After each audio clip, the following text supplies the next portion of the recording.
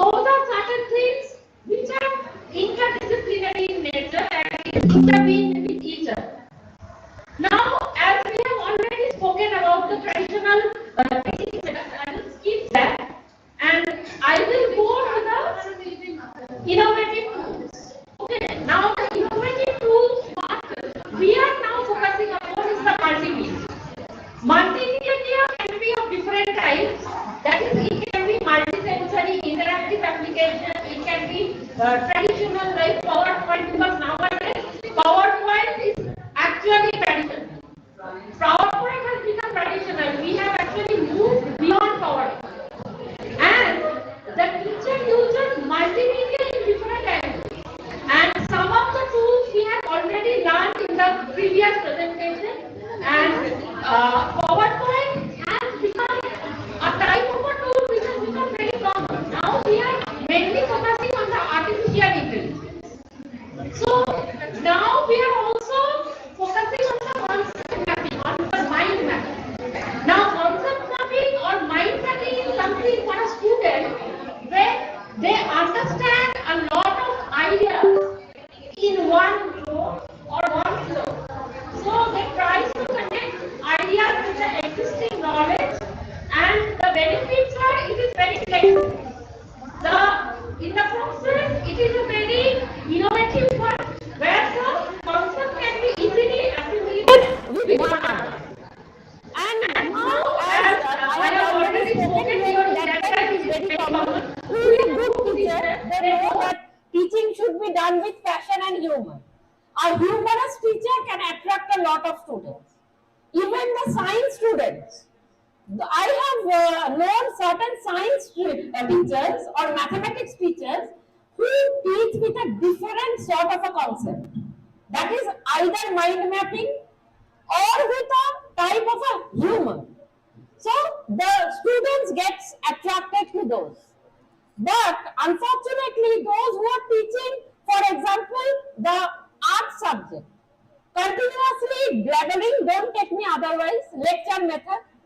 Okay, so they are not into innovation, and the teachers are actually not getting a good feedback. In the A-grade universities, especially in the private university, and also I would like to state IIM, Indian Institute of Management, even the senior professors, we all know, they are getting what? They are getting actually a feedback process from the deans, from different types of senior professors, from the professors who are coming from international universities. Okay, so here we see that if the teacher, even whatever senior position he or she may belong, it cannot be possible if they don't attract. So that is one of the ways where a teacher, along with the innovative tools, should teach with passion, with creativity, with a sense of humor. Then we will go not from A to Z approach. We will go, the teaching learning should come from Z to A approach. What is Z to A approach? Z to A approach is actually a type of simulation. Who does not know about simulation here? Please interact. Who does not know about simulation? Everyone knows about simulation? Who does not know about simulation? So, I hope that it is clear to all of you that what is simulation or micro teaching. Since you are all teacher trainees or teacher educators. So, when we are actually teaching a topic, we are first of all questioning. And then we are going to the explanation part. So that is the way of going from the Z to A approach. It is not about the lecture method that first you explain, then you question, then you conclude. You have to first instill in the minds of the listeners or to your students a type of an inquiry. That is known as inquiry-based model. And without this inquiry or inquiry, it is not possible. And if this Z to A approach, it is very important. And now I asked you about simulation. So simulation, it is actually a model through which we actually get this teaching and learning process. Without this teaching and learning process, the total teaching style cannot be completed.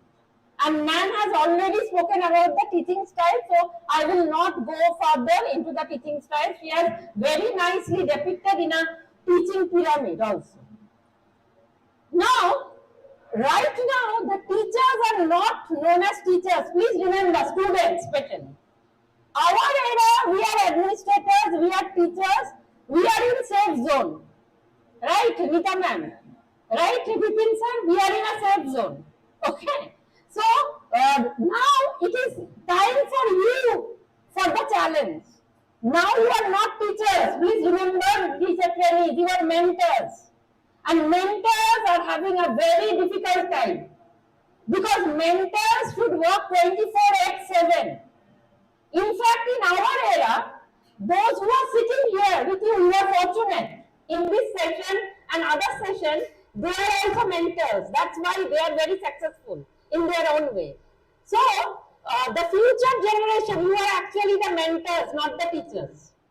So, you have to learn, unlearn, and relearn. Otherwise, your students will not get attracted. Suppose you are teaching simulation. They will start Google search. We never used to do that. Suppose you are giving a new concept, they will start searching the Google. Okay, so this is the role of a teacher to a mentor. That how innovative you should be, how creative you should be. And regarding these mentors in the 2025, I would like to say that they are basically some person who should have advanced learning techniques. Okay, without this advanced learning techniques, you cannot go out in the long run. And students actually are known as what? Do you know students are known as what now? Students are not known as students anymore. They are known as learners. You cannot say that you students, you come. So they are actually learning. They are in the learning process. Okay. So this is something which is very important for teachers are actually transformed into mentors and students are transformed into learners. They are actually very curious. They are actually very creative and they already have some of the knowledges. So they are very much an important part. You are actually facilitating them. You are not actually giving them any gyan or any knowledge. You are actually the facilitator. Now, I will skip and I will go to the innovative tools. So, I will again go to simulation. So, simulation, it is an attempt to give effect or appearance of something else. So, something, a knowledge which is very much important as well as very much a task which the mentor should actually propagate. So what the mentor should do, here are the steps. First one is creating learning resources and tools. Second is delivering learning resources. Third is engaging the learners creatively. And fourth is evaluation. I told you about evaluation already. Without evaluation, a teacher cannot be successful, let me tell you. So they have to continuously take the evaluation and give the evaluation. It is a two-way process. It is not a one-way process. And the teachers have to create learning resources and tools. Some of the tools which we have already mentioned, case studies, through mentors, WhatsApp channels, through YouTube channels, which is very common nowadays. Then we have the micro teaching type of a plan through creative knowledge. Then we go to creating curated learning resources and tools. That can be done through different graphics, through different type of learning apps. That is, one is creative AI. Then we can try with Vimeo tools. Then we can go with certain multimedia aspects. We can create, in fact, we can create Moodles also. Okay. And there are certain universities in Mumbai and in Pune where the teachers actually make a replica of themselves in the video. Okay, since Professor Vipin sir is here, he knows he is actually from an international background, he is far more advanced. Okay, so he must be knowing, he must have thought like that also. That, for example, Vipin sir goes to the video and he becomes a curated image. And there the learners gets very much interested. So this is actually a Moodle. Through the Moodle, through this software, we create this type of interesting ways. And the students or the learners, now we tell learners gets attracted. So this is something, a sort of a video conferencing. Somehow we don't have to come to India for that. This is actually a hybrid model. The video is there, the camera is there, and you have to create this type of things. You have to actually give your thoughts to the administrators. If we are actually sitting like a frog, it is not possible, and we cannot innovate. And the delivery of the learning resources we know very well. In the COVID period and in the post-COVID period also, the very common form, which is through Google Duo, it was very much common. Now it is not there. Google Meet, then Zoom, WhatsApp group is very common. In fact, I am in a college which is mostly in a rural urban area. There the WhatsApp group still now is very common. They are still trying to learn about the new curated tools. So still now Google Meet and WhatsApp is very common, not only in that college, not only in Jangipur college, but also in different districts of Murshidabad. Okay. And learners' engagement should be different. I have depicted in a picture. I will not give in a lecture method. Learners' engagement should be a combination of the books as well as of the multimedia tools. It is, we cannot actually wipe out the books from our dictionary. একটু বাংলাতেই আমি বলছি যে বই কিন্তু আমাদের কাছে ভীষণ ইম্পর্টেন্ট। আমরা বই থেকেই কিন্তু সবকিছু বিদ্যা শিখি বা শিখেছি। আমরা বইটাকে কিন্তু কিছুতেই বর্জন করে দিতে পারি না। We cannot actually delete the books. Then National Library cannot be deleted. Okay. Then the libraries in JNU, Delhi University, etc., international libraries, USIS, British Council, the libraries are still running. So we cannot actually deal, and that is what I have tried to depict in this picture, that this books and multimedia combination, this is very important. And then we go to the advanced one. Advanced one is what? Advanced one is artificial intelligence. And artificial intelligence in education, it is very common nowadays. It is not possible without artificial intelligence to progress further. And artificial intelligence is not only for the science students, let me tell you. This is an interdisciplinary subject, and in education, there are lots of courses in Udemy and other IGNOU and other types of online learning courses are there. And in fact, there are a lot of reputed colleges who are doing workshops also. Okay, so that is something which is very important for everyone. And another thing which is very important and common is quiz. Quizzing is very important. Without quizzing, the learners cannot be satisfied. So they have an inquiry, they have a different bent of mind, and this quiz helps a lot. In fact, in the Google Classroom, we find that the quiz is there. I hope that those who are dealing with Google Classroom, they know that quiz is an integral part. Now, going to innovation in education, so a flipped classroom has already been discussed. So, flipped classroom, blended classroom, and better communication, it is something which is very important. Without a proper communication, it is not possible. Every teacher should be a good communicator first. A teacher without a good command about language, good command of personality cannot be successful. So I have known students who have actually enhanced their personality, going in a separate classroom, preparing themselves, in fact preparing themselves in front of a mirror. That type of a way, that is an old type of a way, but for a communication, for a better communication, it is very much possible to have a command over language and also passion and a personality. And along with that, you have this flipped classroom and the blended classroom process.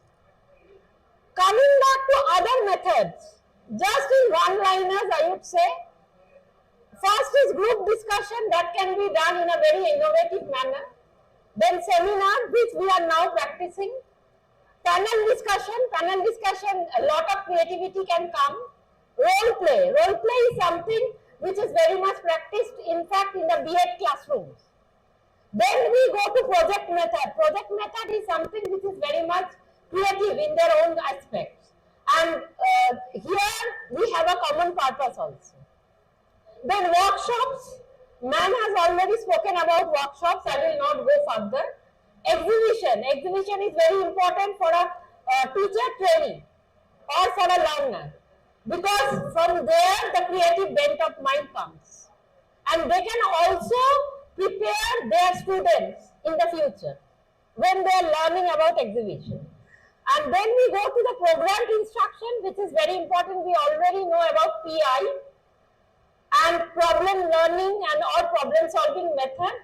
I have already told that without the problematic or inquiry bent of mind, it is not possible for any students to know about the knowledge. So this is actually a very brief presentation, because a lot of paper presenters who are basically beginners, we should give them scope rather than we having a lot of lecture or lot of type of a presentation. I think that we should also give our new generation certain scopes to know, to understand, and from them maybe we can also learn. Thank you everyone, and if you have any queries, please do let me know.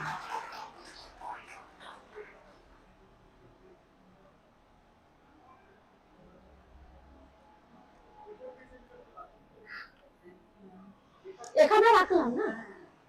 Thank you so much, ma'am, for the lecture. I would like to call upon the chairperson for this session, Dr. Salita Mishra, ma'am, if she has any feedback to provide us. Thank you, ma'am. Again, good afternoon, everyone. So, thank you, madam, and congratulations. Wonderful presentation.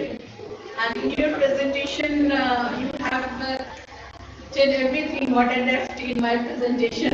So, like if you combine both presentations, that it is a complete one for learning teaching process.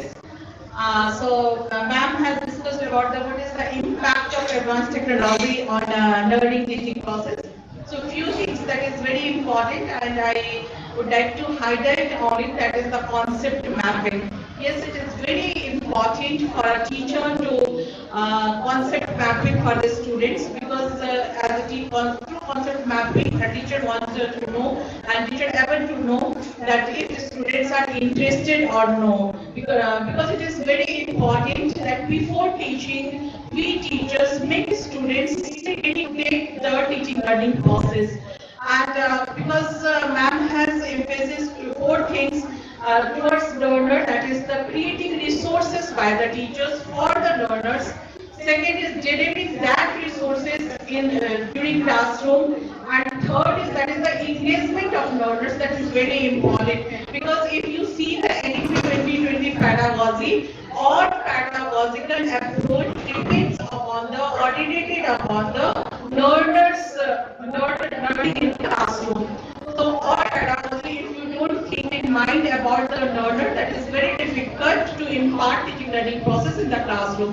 And fourth, that is the evaluation. That is very important, because through evaluation, a teacher able to know that how much he or she is successful in the classroom. And if teacher teaches in the classroom and students is not able to understand, that 40 minutes or 45 minutes is just useless to spend in the classroom. So that is very important. What teacher is teaching in the classroom, what the students are learning in the classroom, that is combined, and that makes the teaching learning further. Ma'am has given so many methods, and that methods as per NEP 2020. If you see the experiential learning methods, so those methods ma'am has discussed, and those methods you can use through the advanced technology, you can apply in the classroom. that is very effective in teaching learning process. So with this note, again, I want to congratulate Madam for wonderful presentation. And you have given so many things to the SMG students. Thank you, Madam.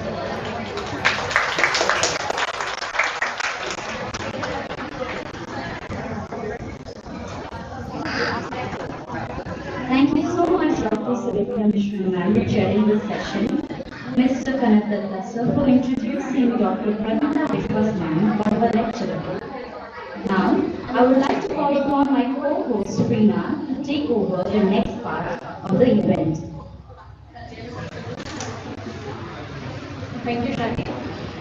We will take a moment to express our heartfelt gratitude to Prem Shingles, proprietor of Kunal Looks, by offering him a small token of appreciation. I would like Principal Sir to come over the stage and please provide him with the khada and moment.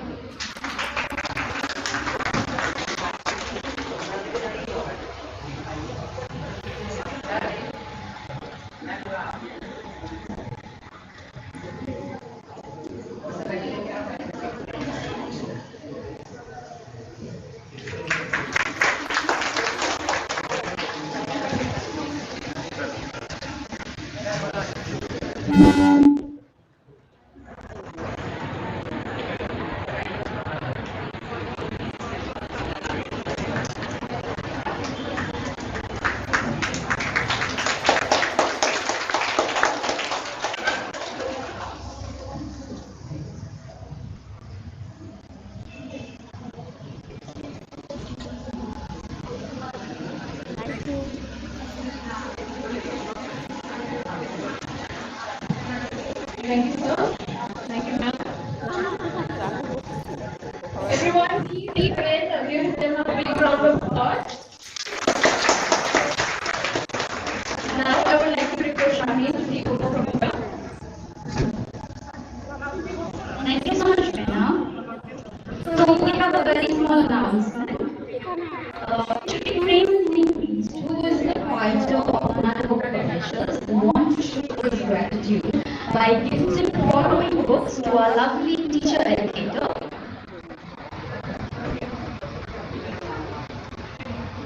To begin with, the book title, Environmental Education and Interdisciplinary Approach, given to our principal sir. Sir,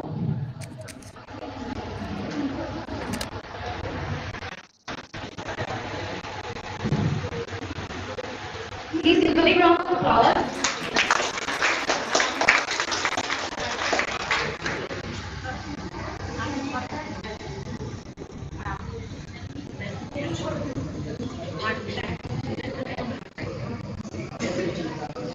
Moving on to the next book titled Guidance and Counseling, given to our wonderful Dr. Nita Mitra ma'am.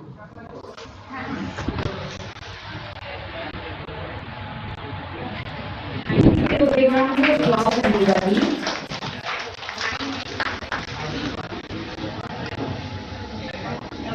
Thank you, ma'am. The next book title, Curriculum and Development, given to our wonderful Dr. Rituparna Dashgupta ma'am. Ma'am, can we have you on stage? Please give a big round of applause, everybody.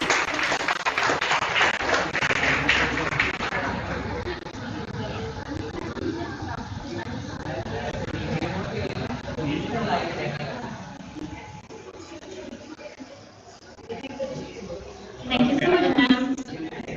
The next book title, Learning and Teaching, given to our wonderful Dr. Nitya Gopal Monu sir. Please give a big round of applause.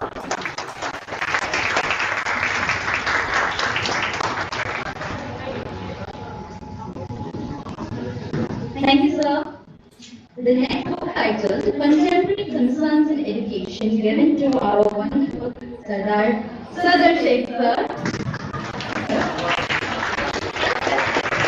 Sorry, sir, we pronounce the name.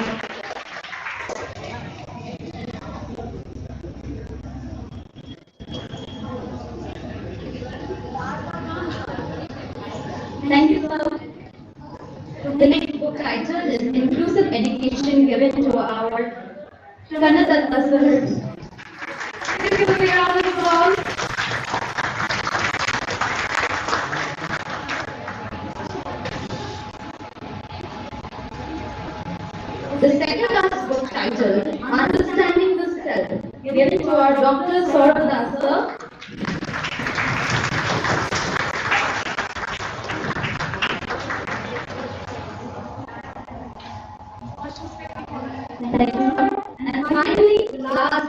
titled Information Technology and Application of Information Technology, given to our Shubhashish Kunza. Please give a round of applause for him.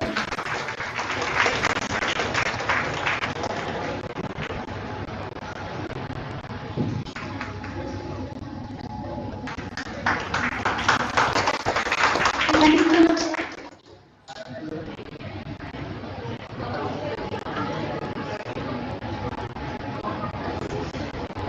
We have one more book titled National Education Policy 2020, given by Supreme to our wonderful Dr. Prarthita Biswas.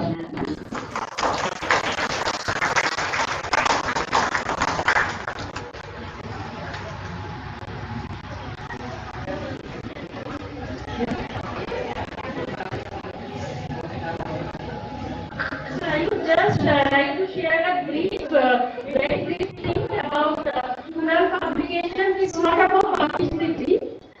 They actually publish a great range and a variety of books. And Savita ma'am actually is the writer of this book. I would definitely congratulate her and I would read it definitely.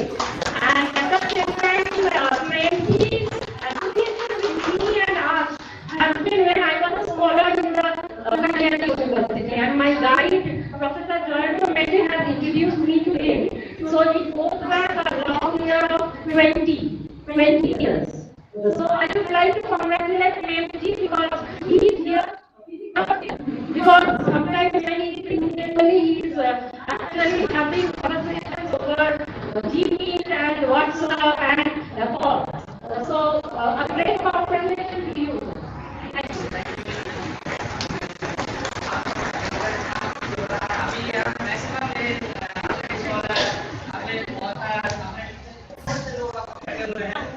जिस college में जाता हूँ मैं वो एक बोलना चाहूँगा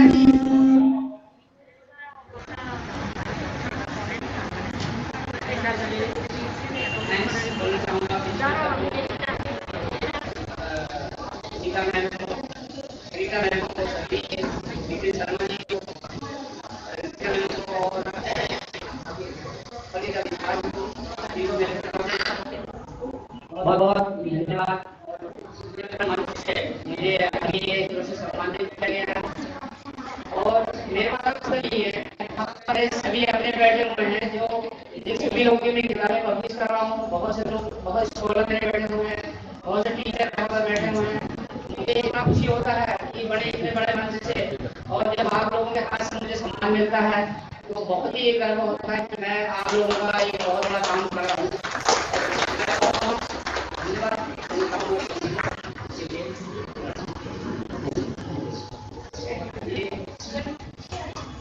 Thank you so much, sir. Thank you so much.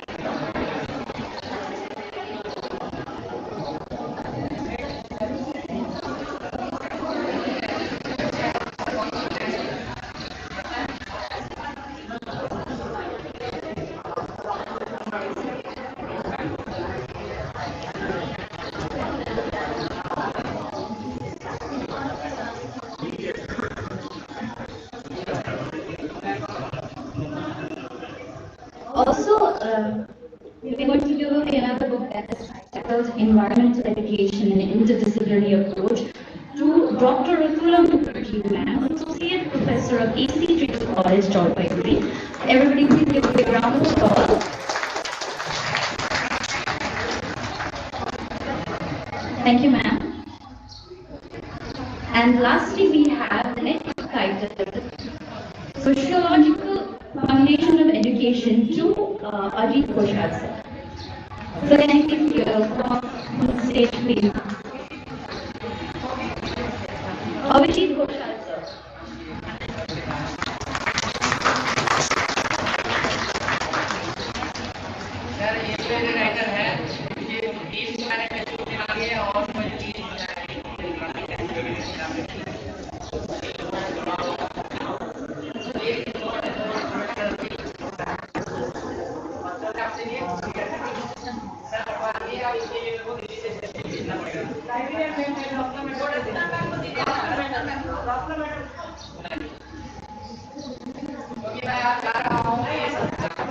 Can we please have Ratna ma'am on the stage, please? Ma'am, where are you?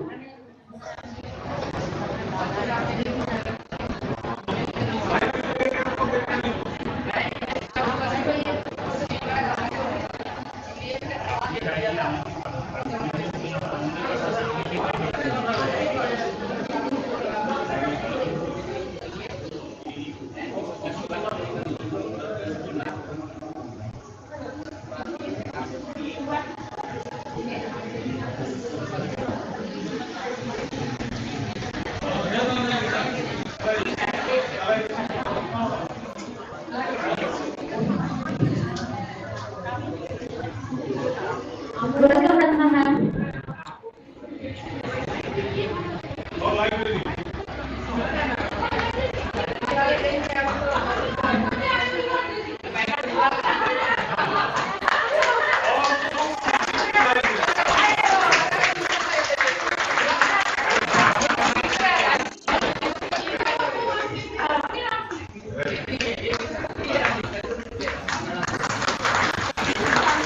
The book that's given is Vocational Education to Dr. Ratna ma'am.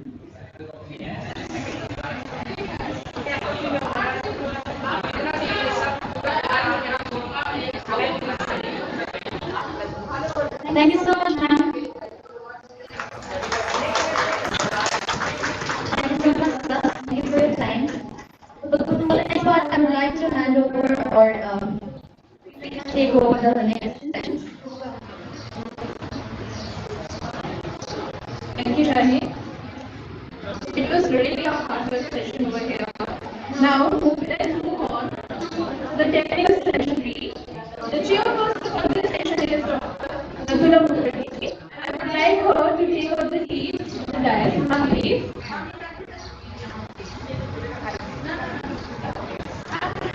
I would also like for this session, the review will be done by Shaheen and Nikita. Please take your positions.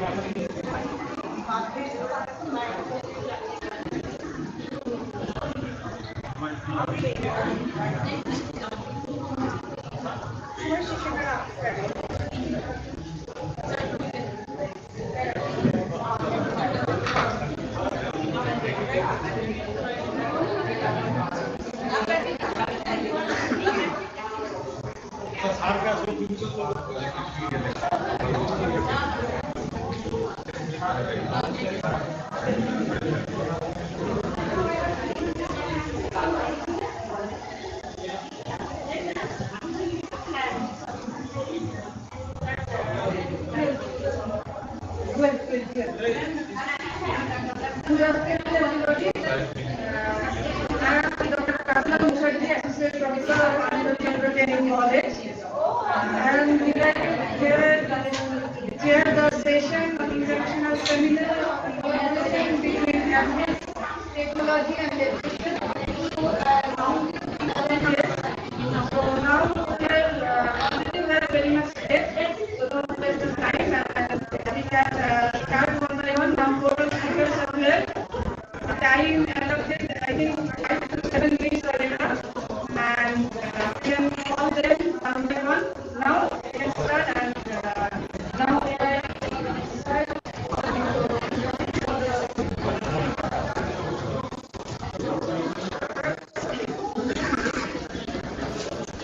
I would like to draw everyone's attention over here.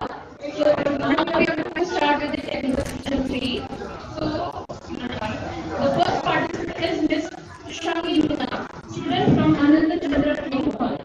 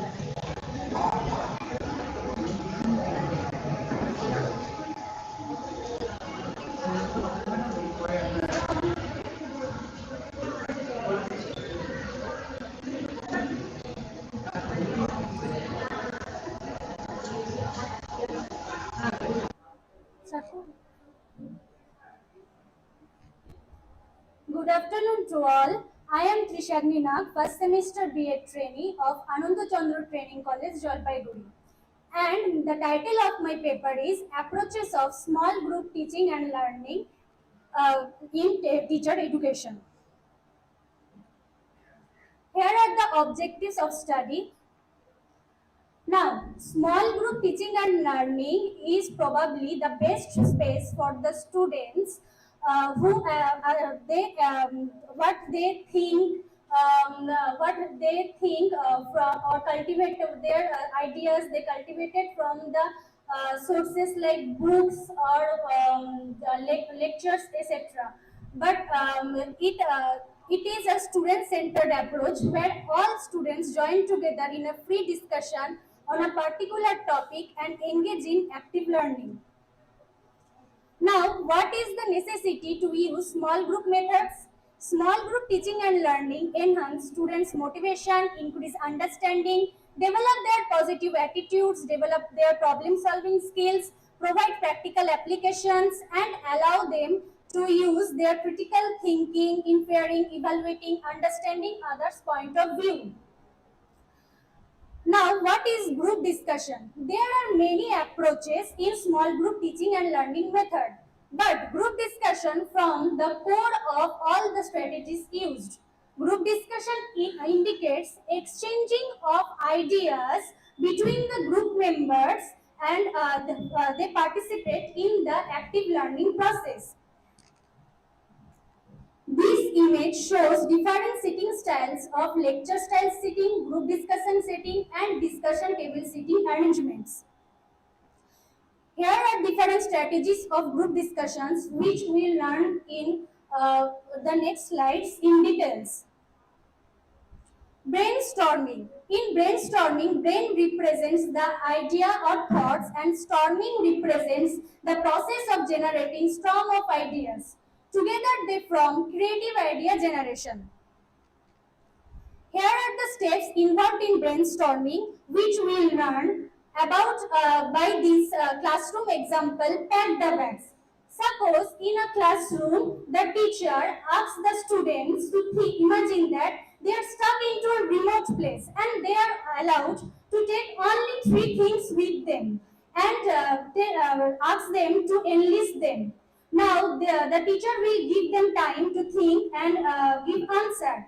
After the once the entire class complete the exercise, the teacher will evaluate their answers. Evaluate their answers, and he or she will observe that one or more items will be common. If in that case, the teacher will discuss the importance of those items and even praise them for coming up with something like that.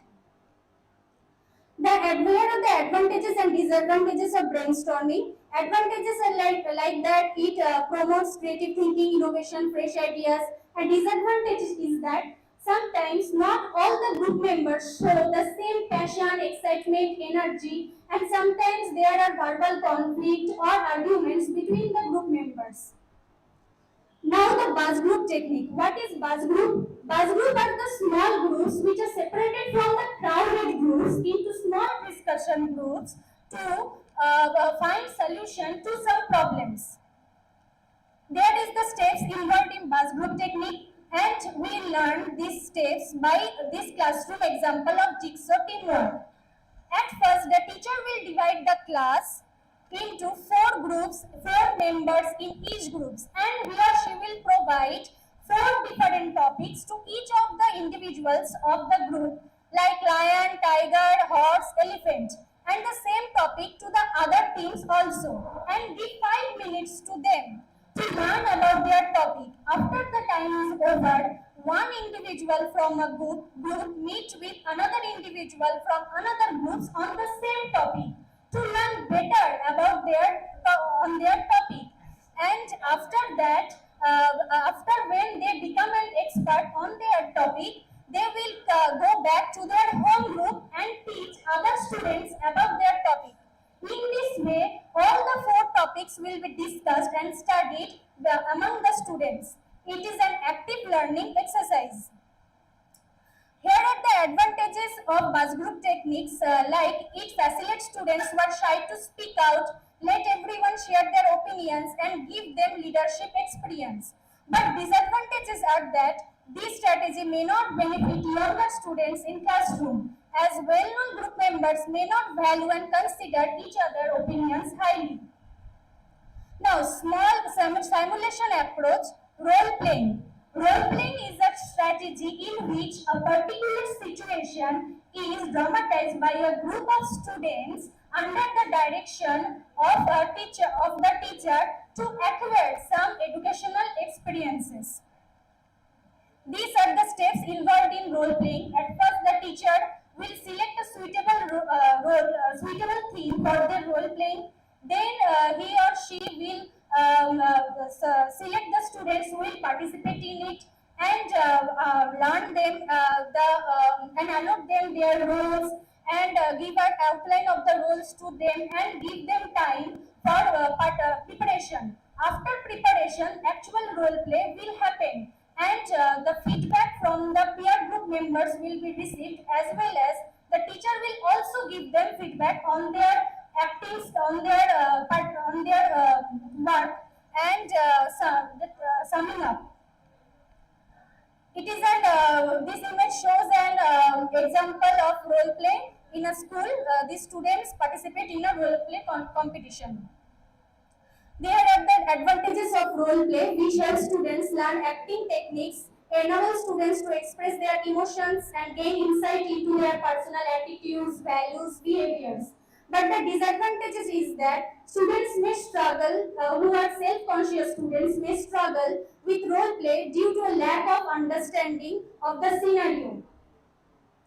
Now, another simulation approach is gaming. Simulation games or gaming is specially designed activity in which opportunities are given to try out certain situations or components of life by playing a game with a set of players, rules to follow, period of time to keep, and actions to be taken. Some educational games are Monopoly, Trade, National Geographic Kit, etc. Case discussion. In case discussion, students evaluate actual situation using acquired textual knowledge.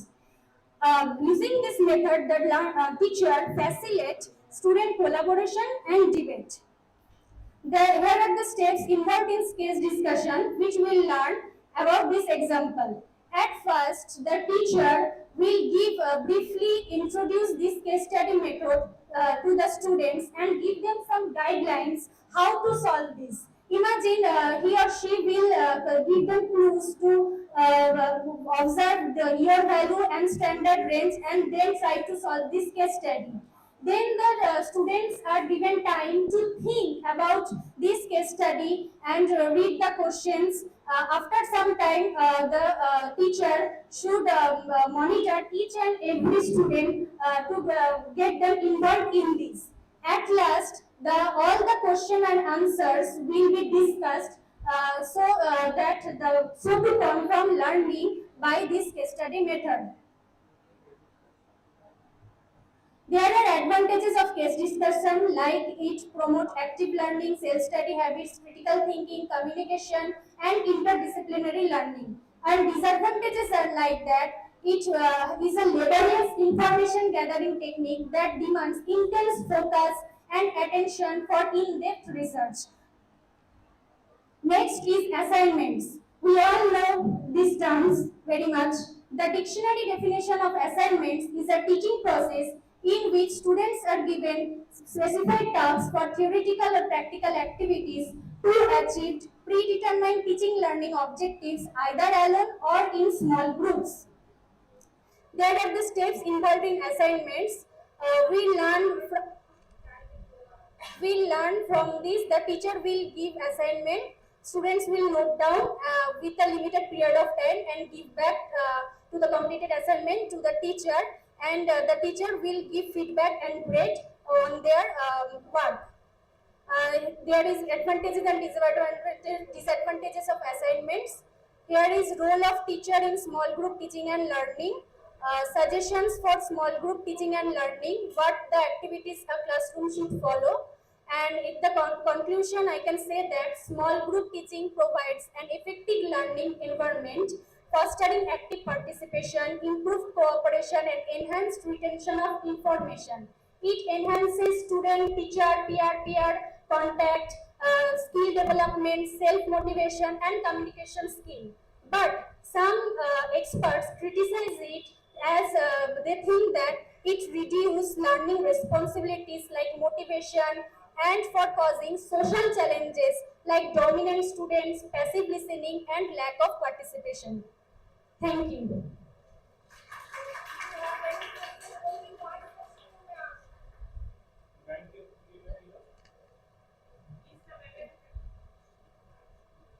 Please ask any one question.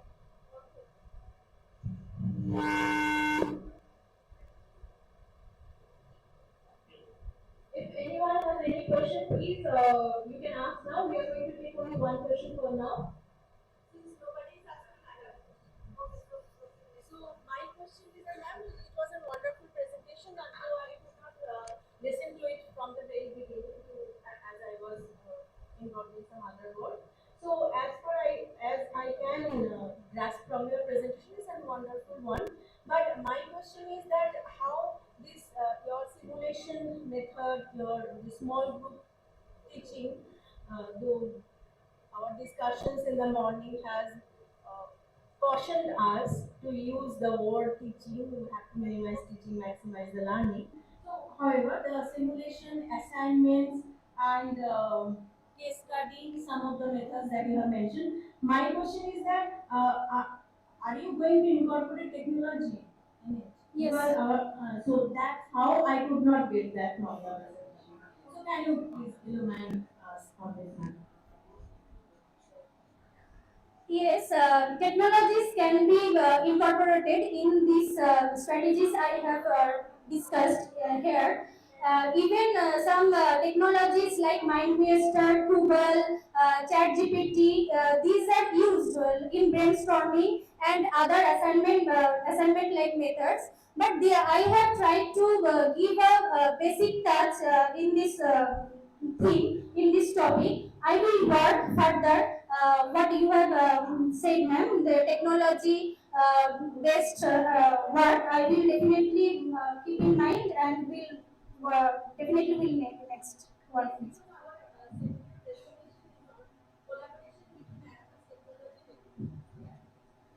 Actually, ma'am, technology, I think technology means whatever the application of conceptual knowledge to practical application. So these are the basic how to encourage students basic applications, our conceptual knowledge that how we'll apply it practically in the classroom to where not all time the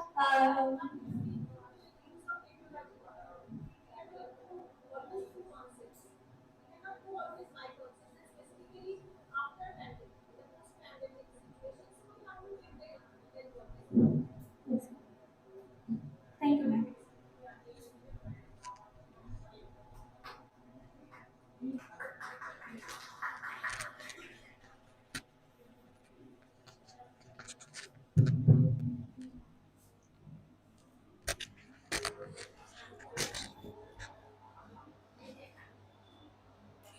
Thank you, Krishnandi, for enlightening us on small group teaching methods. Now, moving on, our next participant is Mr. Chuma Hari, librarian from Nakshalbari College. Ma'am, please.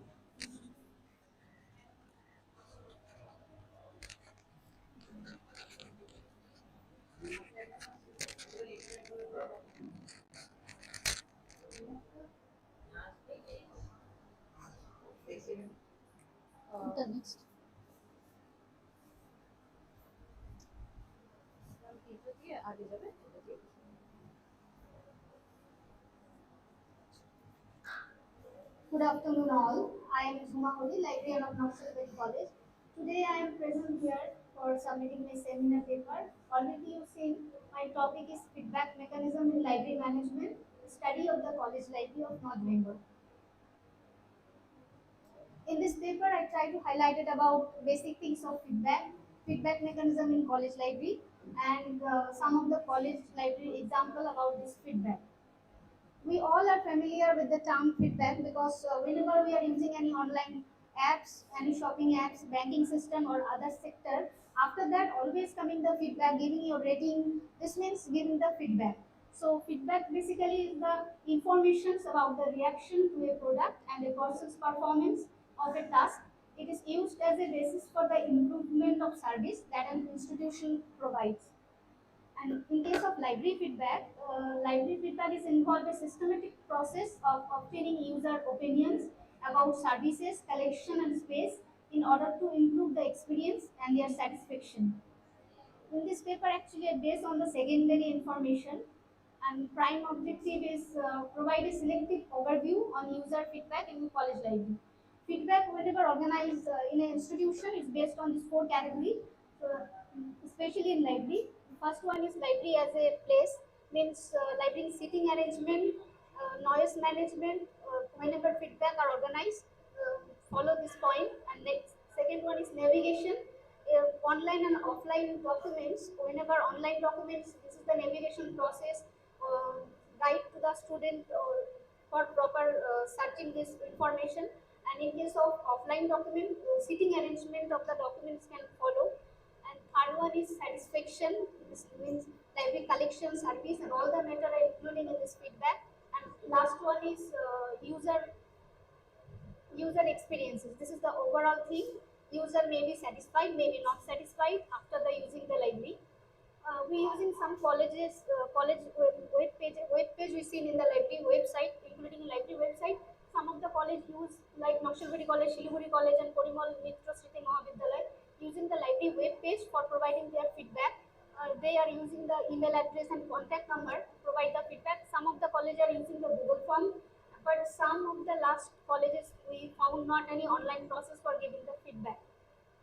we all know that feedback is a lengthy and intensive and often costly process which should be closely tied to the library strategic objective. But feedback is very important for development and institution and continuous their improvement.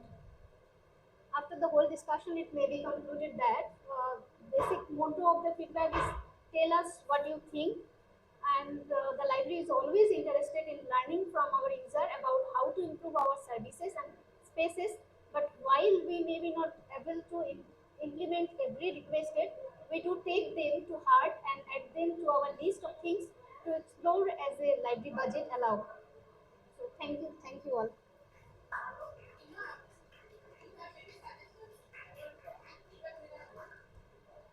Feedback mechanism. Yes, actually, in case of my library, beside this online thing, I kept one suggestion box in my library, and we using one visitor register. Whenever not member are coming to visit the library, we taking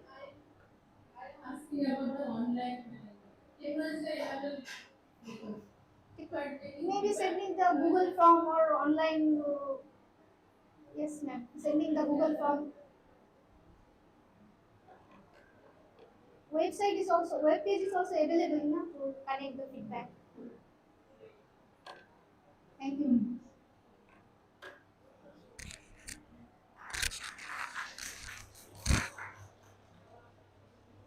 Thank you, Jumama. Moving on.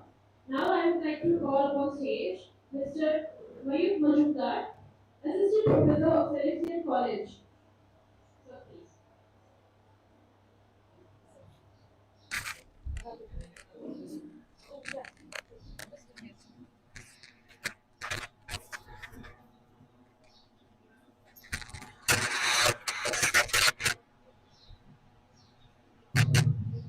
Hello everyone.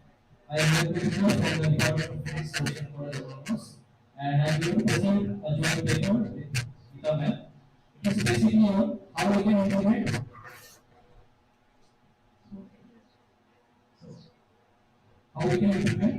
a very new type of technology called virtual libraries in the new 4-year undergraduate program, keeping in mind the regulations of the NEP.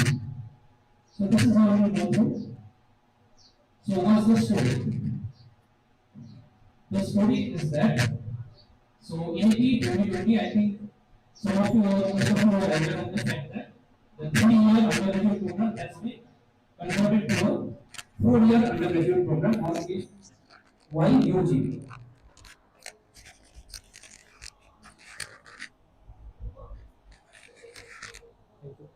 Okay.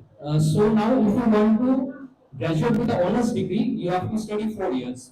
If you want to, take a break after 1 year, you will be getting a certificate. After 2 years, if you want to take a break, a diploma. 3 years, normal graduate. And in the fourth year, if you qualify with 75% marks, you can even do a research, undergraduate research. So everything is fine until we notice that the fourth year of the BSc or BA whatever has to be the first year of the PG. Because if a student does a 4-year UG program, he or she will be eligible to do a 1-year PG program. So there should be a continuity between the MSc or MA first year and the fourth year of the BSc or BA. Now, for a subject like ours, it implies that we need very advanced laboratories. For example, if you are doing MSc, a very expensive laboratory would be modern physics laboratory, a nuclear physics laboratory, which are very clumsy, very expensive. We being teachers, we can't, procure it from the management. We can't expect. It's in lakhs, some are in 50 to 20 lakhs. And when you are having such sophisticated instruments, you have to take care of the safety, especially the radioactive lab and all. That being the challenge, and the motivation is that the NEP, with regards to higher education, focuses on these key aspects like experiential learning, integrating technology, and having a 24/7 access and lifelong learning. So all these things impels us to use virtual laboratories in our course. So here basically we will see what is the need and advantages of using virtual laboratory in the undergraduate program. How does it go with the NEP objectives and how can we implement? So the literature is kind of divided. Half of, not half, majority of them are of the opinion of using virtual lab. However, a good number of literatures have found that it has no significant advantage over the traditional lab. However, one thing is common, we can use it in parts or in, mixed with the traditional strategies. Now, what is a virtual lab in the first place? So, it is basically a virtual learning environment. It's like a simulation or a program. At the very least, it can be even like playing a video game where you have the control of over the variables. You can change the things and as if you are doing a experiment, but in a virtual laboratory, not physically. And in India, we have this initiative by our government, Amrita Vidyapitham. They have their virtual lab, and this is by Colorado University. So why do we use this in undergraduate program? So I found that there are two ways to justify. The first one, I think many of you are aware of this model by David called experiential learning. So it has a cycle where you begin with the concrete experience, followed by repetitive observations, reflective observation, then you abstract, you go for conceptualization, and you have the experimentation. So virtual labs can cater all these points. And as discussed earlier, the NEP also supports the use of this technology. So, particularly in physics, why should we go for this? So, I can say from my personal experience that when you are starting a new course, a laboratory course, you have to spend lots of hours making the students acquainted with the instruments. It's very complicated, they feel bored, and most of the things they haven't done in school. So, it causes a lot of burnout from both the teacher and the student ends. So, virtual labs can, take care of that. And there are no safety issues. For example, if I want to do a radioactivity experiment, we have this in our view, we have to take protective measures. Here, there is no problem of that. And the students, they won't be, getting scared of the instruments. First, they are using on the virtual lab, they know what is what. Then they can turn their hands on the real apparatus. So, just one example, this is the real lab on our left side. This is the virtual lab. So this is the actual experimental thing that we get, and this is the animation. They are pretty close. So this is something very complicated and complex, which you can do in the virtual lab. So we have to design the curriculum in a way that we can incorporate this. We have to train the faculty members. You have to procure all the instruments. The authority should be having it. And in case your college does not have any instrument, you can be in collaboration with the college cluster where you can have the instruments and you can show the students the real lab. So whether we protest or we accept, the best thing is to incorporate this in our teaching, right? Because then we can't go without technology. Thank you. Do anyone have any questions? We are going to take only one question for now. Anyone? Okay. So I guess there is no question. Thank you. Thank you, sir. It was surely a very well designed presentation. Moving on, our next participant is Dr. Dipali Kumar Sinha, Assistant Professor, Ananda Chandra Training College.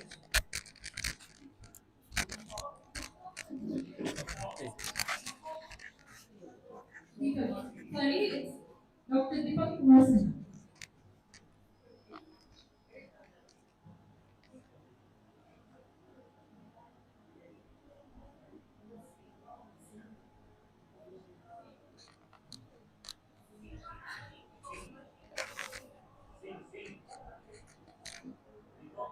Yes, I am Dr. Deepak Kumar Singh. Namaskar to one and all. Respected dignitaries,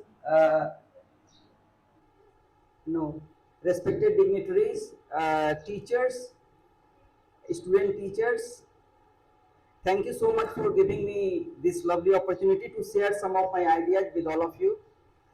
So let me start this presentation with a piece of Hindi poetry which always inspires me.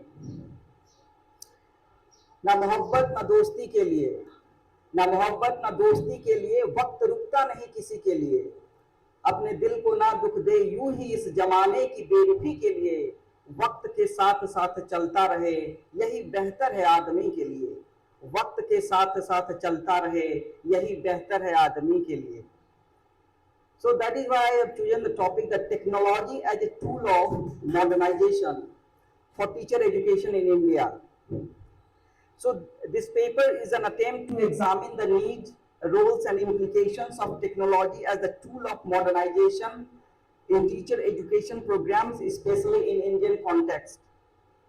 Teacher education plays a very crucial, critical and decisive role in the education system of any nation, directly or indirectly. It molds the future of a person, society, and as well as a country. Therefore, it must be very effective, innovative, and productive to build a better India. The efficiency, excellence, and effectiveness of any kind of teacher education programs can be improved if it gets incorporated with the power of technology. So, dear friends, modernization is the need of the hour to get along with the modern world.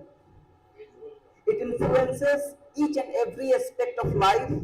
Teacher education programs play a critical and crucial role in the educational development of any nation. Hence, it is very necessary to modernize the teacher education with the changing needs, desires, and aspirations of the society. In a country like India, having a vast and diverse educational landscape, integration of technology with teacher education may prove as a powerful strategy for modernization. Teacher education programs in Indian context is facing various challenges like outdated curricula, insufficient training resources, lack of professional development amongst the teacher educators. Technology may play a significant role to face these challenges and to modernize the teacher education programs at different levels. So now technology required for the modernization of teacher education. So online courses, digital databases, Google Classrooms, open source learning management system, web-based interactive learning platforms, etc. are popular platforms of technology-based learning. Digital learning technology provides a platform where learner can exchange his or her views, ideas and experiences regularly, interact with others freely, comment frequently, criticize others' ideas fearlessly and give constructive feedback quickly. So this platform of digital learning technology has emerged as a tool of innovation, modernization and collaboration in the hands of 21st century. So now significance of technology in the context to teacher education in India. Modern technology provides plentiful opportunities to learners to connect, cooperate and collaborate worldwide and to get new ideas, original views and various kinds of learning experiences. Hence, it is suggested that teacher education programs should be incorporated with the power of technology to make the programs more efficient, modern and interactive. So now technology making teacher education more interactive and innovative. Technological development is reshaping the world. Digital learning platforms have grown to be an integral and inseparable part of modern education programs. Sorry. The ignited, inquiring and inquisitive minds of a modern world can interact, collaborate and work together globally in the era of digital technology easily, quickly and creatively in a free, friendly and fearless environment. This leads to build a better world of learning cultures, learning societies and learning ecosystems. Technology as the urgent need of teacher education in India. Technology has changed the way we learn. It has become an inseparable component of present classroom, making the process of teaching and learning endless, limitless, and borderless. So this is the urgent need to realize the power of technology and integrate it with different learning programs, including teacher education programs, which are the backbone of any education system. So let me conclude, dear friends. Scientific discoveries, technological advancement, and continuous evolution of world have led to the modernization of lifestyle, education, and entertainment. This situation has influenced every aspect of human education existence in different ways. Education is going through a paradigm shift worldwide. Technology has become the tool of modernization of education at all levels. Since teacher education plays a crucial, critical, and decisive role in quality of education in India, it is the duty of academicians, administrators, and policy makers to focus on the modernization of teacher education. So thank you so much. Do anyone have any questions? We are going to take only one question for now. Okay. I think so. No one have any question. Okay, thank you so much. sir. And I'm extremely sorry that I mispronounced your name. Okay, it's all right. Okay. Moving on. Now I would like to call Mr. Ripun Joy Biswas, Assistant Professor from Bongai Gao College. So please. Please can you write the name of your paper? Okay, I'll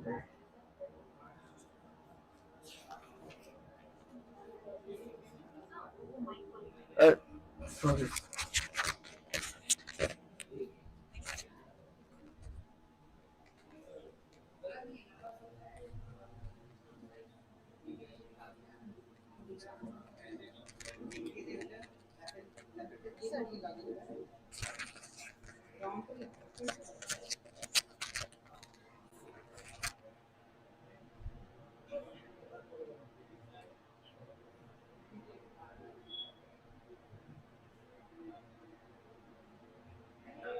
Respected chairperson, dignitaries present here, my dear teacher trainees, I think, or dear students, friends.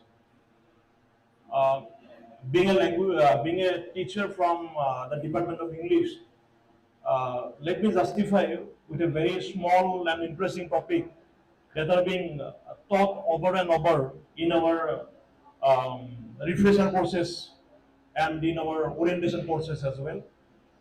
And I would like to tell one thing that storytelling in language classroom can well be established as a very meaningful and dignified tool to teach in Indian context. So my title is Storytelling as a Tool to Teach English Language to the Beginners and Appraisal in Indian Context. Now the present scenario, because I am going to speak only on English language teachers quiz, that is observed by me over my 19 years of my career as an professor, assistant professor, and in numerous committees regarding the school inspection committees, or may it be Gunotsav in Assam. You have heard about it, I think, that like the Gujarat model in Assam, Assam government took one very good initiative that maximum numbers of college teachers are deputed for 3 days to spend in a particular school, and they are to submit the reports on the basis on which grades are given, like the assessment of NAC, and government fundings are supplied to those institutes. So what I feel, these are the main major problems as far as the English language teaching is happening. Number one is no proper training to the teachers, because it is a B.Ed course or D.L.Ed course. It is a, I think it is a mixed one, because you are trained to teach, or you are actually trained to use technologies and all. But in real cases, it is found that, after serving 2, 3, 4, 5 years, we of course let it down that no technology, no interesting such tools which are very cost effective. I will go to that slide once. So teachers are not using anything else actually. It is my personal experience, sorry to say. The lack of English language teachers.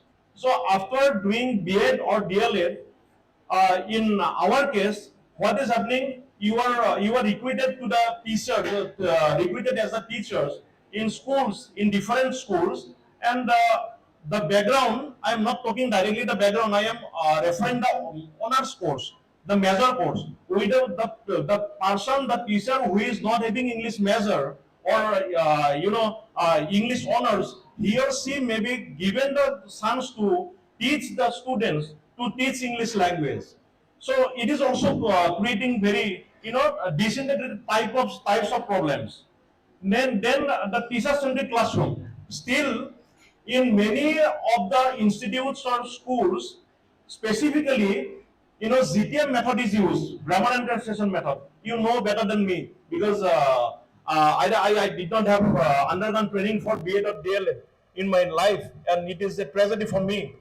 Nowadays, I think of it. Then uniform teacher-student ratio. Sometimes when we inspected the school, sometimes you will find in a school where there are 7 students, you will find there are 17 teachers. In a school where there are 400 students, you will find there are 4 teachers. It is the reality in Indian rural scenario. So this also one of the major causes why English language is not prospering in Indian context. Then lack of confidence. I have written here like lack of confidence, teachers plus students. So as soon as we are entering into the class, still you won't believe my college is a postgraduate degree college. Presently, my college is upgraded to a university.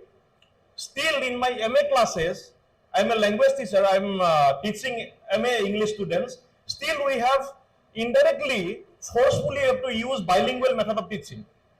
So, with MA students, we are using Assamese. For example, my native tongue is Assamese. We are using Assamese. Okay, so this is one of the main problem. So we are lacking behind the confidence that I can use fluent English or I can use grammatically correct English. So this is going to be one of the biggest problems for India. And the most interesting problem, let me clarify you, that English is a subject, not a language. From our early childhood, when we are the students of class 1 or class 2, it is taught that English is a subject. We have to pass.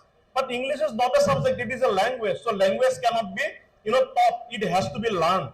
So my point of view is use the story as a tool because story has so many powers. Even we can use technology by the means of animated stories, cartoons, etc., etc. And stories have all the powers: power of emotion, vocabulary learning, shaping imagination, developing of 4 skills, memory retention, everything. And being the teacher, you must not be the teacher who is dictating.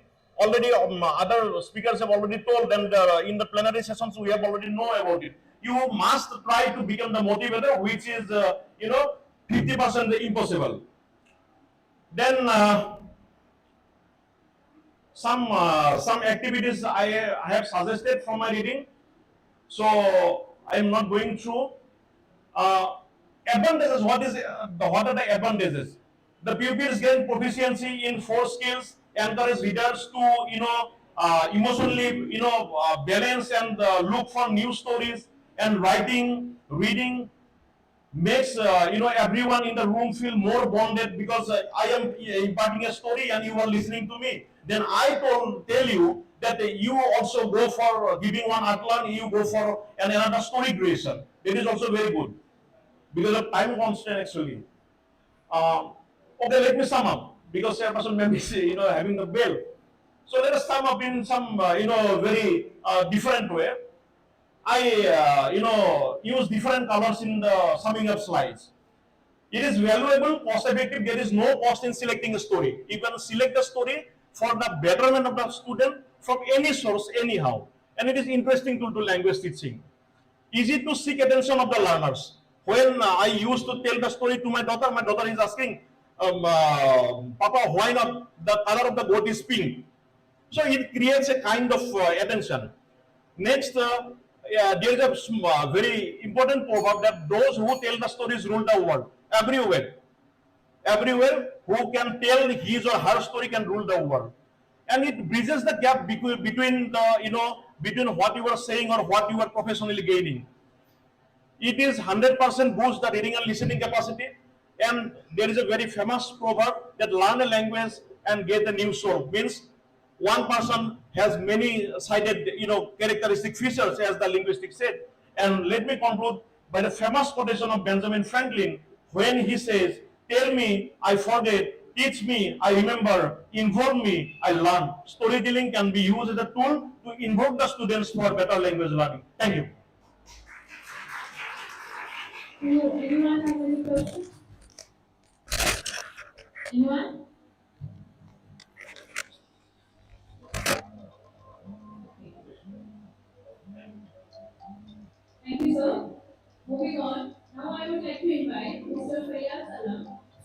Biswas University.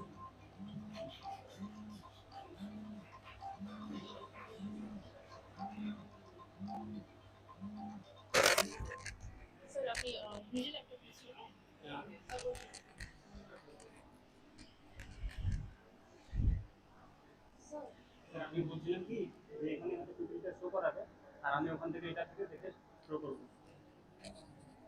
এখানে পিপিটা show করবে হ্যাঁ এখানেও থাকবে ওখানেও থাকবে ওখান থেকে হয়তো এখান থেকে রিমোট করবে হ্যাঁ রিমোটটা তো আমাদের এখান থেকে আপনি দেখে মনে বলতে পারবেন রিমোট আপনার কাছে কিন্তু এখানে এখন আপাতত হ্যাং করে গেছে এটা ইয়ে হচ্ছে না এই দেখেন নেক্সট বুলালো দেন ইয়ে করতে আচ্ছা আপনি তাহলে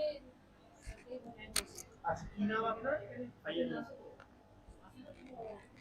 ফাইয়াজ নাহলে আপনি ডাইরেক্ট फाइयाज फाइयाज यस यहाँ पे है ना तो यहाँ पे है तो तुम वहाँ पे ऑपरेट भी कर सकते हो ওখানে নেক্সট করলে আছে মানে রিমোটই আপনি এটা তো কোনো সুবিধা হতে পারে ঠিক আছে দ্যাট ইজ বেটার ঠিক আছে স্যার এই মাইকটা লাগে একবার ইউজ টু হোক দেখুন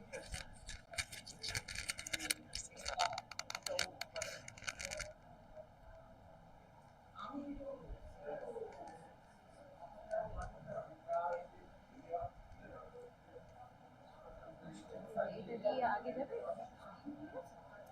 আপনি এখান থেকে দেখে বলতে পারবেন First of all, good afternoon to all of you. Myself, Fayyaz Alam. My paper title is Impact of Technology on Education. Introduction. The introduction of technology in education has transformed the traditional way of teaching and learning, offering endless possibilities to improve the educational experience and educational outcome. The integration of technology in education has brought numerous benefits, including increased access to information, personalized learning, collaboration, and enhanced student engagement. Technology has made it possible for students to access a wide range of educational resources from anywhere at any time, breaking down geographical and time barriers that once hindered learning. In this age of globalization, technology not only facilitates every field of activity, but it also fosters global connectivity and the process of knowledge disbursement. Now, positive impact of advanced technology in education. In this modern era, without technology, very hard to run and execute any activity of any field. As the civilization enter into the 21st century, the use and dependency of technology has been growing rapidly. ICT becomes vital for any fields of activity. In the field of education, there is also no exception. Modern technology and apparatus help the learners and researchers to find out the solution as well as in acquiring the knowledge. The advanced technology becomes a useful tool as it unlocks the access to any information across the world, which fosters the effective learning process. Therefore, through the advanced technology, learner getting an open opportunity to interact with various concepts, ideas, and with the world. In the realm of knowledge and education, advanced technology plays a very positive role in the following ways. Using projectors and visuals. Many institutions use visuals and projectors to make concepts understandable for students. Projectors helps a lot in an offline mode of education system, which have great use as an effective teaching process. Another technological tool of visuals is a most effective teaching tools, as through the visualization learner can grasp the concept very easily. Therefore, visuals and projectors often uses for the clear idea of any concepts, facts, situations, data, that is various kinds of charts, diagrams to the learners. Then digital footprint in the education sector. In the learning process, there is digital footprint. The learners easily get accessible to the data through mobile devices or other tools to prepare their notes, concepts, projects, assignments, etc. Therefore, easily accessible of various data in this way fosters the learning process of the learners.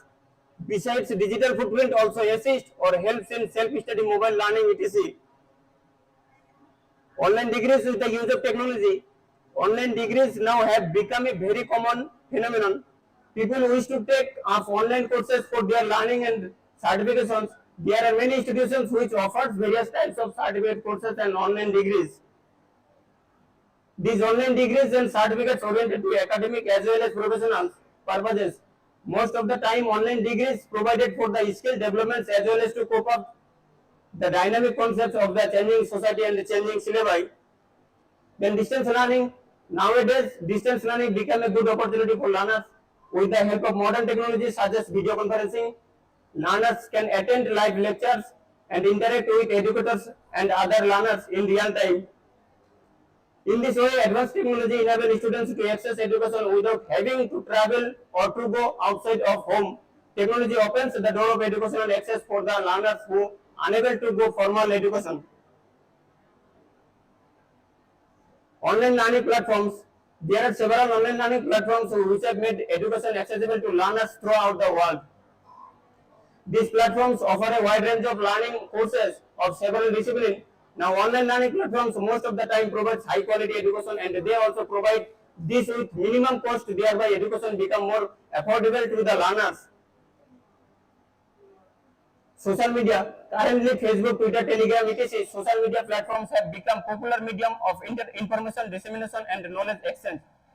Through these social media tools, learners can engage with online communities and they can share ideas, opinions, ask questions and receive the feedback.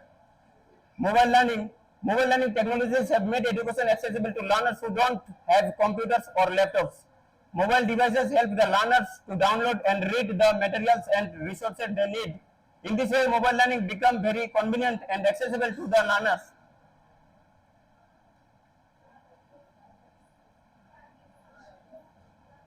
Preparation for digital age. Integrating technology prepares students for the demands of the modern workforce. Familiarity with digital tools and platforms equips them with essential skills for success in a technology-driven society. Now, conclusion: a world without technology is unimaginable.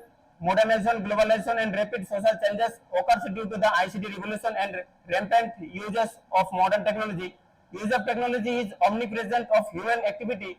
There is no exception to the field of teaching learning that is in the overall education system. Technology opens up the new horizon of formal as well as informal education. With the help of technology, online education system has been successfully imparting knowledge. Technology minimizes the cost of education. It also helps the learners to get education being present in the home. Due to this technological advancement and its constructive uses, learners have the open opportunity to access education. Besides, social media tools become another major platform of dissemination of knowledge, ideas and opinions. Therefore, technology has been playing a very constructive role in education. It made the education affordable and easily accessible to the learners. Thank you. Thank you all of you. Thank you. Does anyone have any question? Okay. So, thank you, sir. Now, I would like to request participants, please limit your presentation within 5 minutes. And also, I would also request others to encourage the participants as well. Now, moving on, now I would like to call on stage Dr. Sharmila Bose-Malundar, librarian of Munshi Premchand Mahavidyalaya.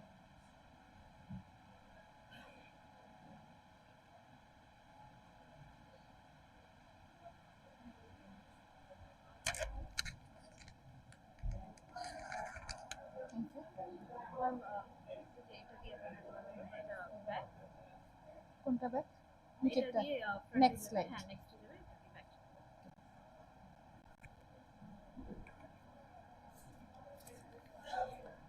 Good afternoon, everyone. Respected chairperson on the dais.